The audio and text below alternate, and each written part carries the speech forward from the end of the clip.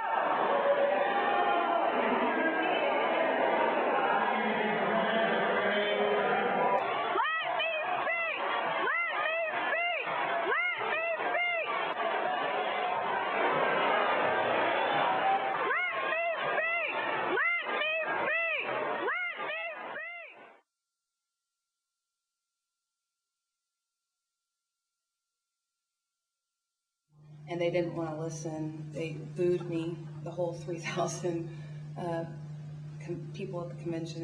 They booed me. And I got death threats because my address was in the video from Obama supporters and people calling me whore and skank. Not only a party would allow this, but that our own citizens would perpetrate this against one another when we have stood firm for everyone's ability to vote and that every vote would count. I've always been believing the system, and this is the first time I feel like I've been betrayed of that trust. It is my opinion that right now party business is trumping the freedom of the vote. I believe in democratic principles. My question is, does my party believe in democratic principles? They say they want everybody in this party to unite and get behind one person, and you're cutting up each other on the floor. Some people saw outright cheating. Other people just saw strong-arm tactics. I saw fraud.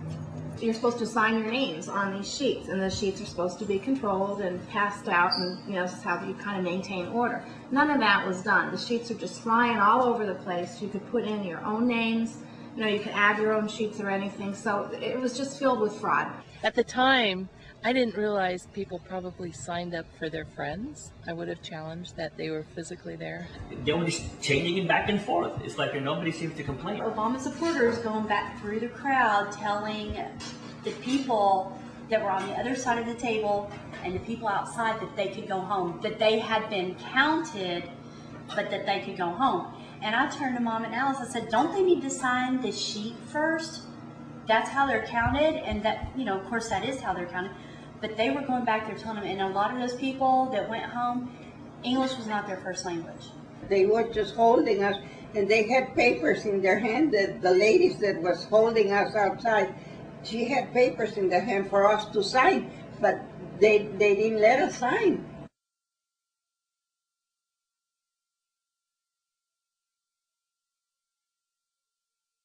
It was the last phone call that I made of the night. It was probably around 9 p.m. And I remember that the person I was calling was named Laura. And instead of someone physically answering the phone, I don't know if they pressed something on the side of their cell phone, but all of a sudden I was listening to a conversation.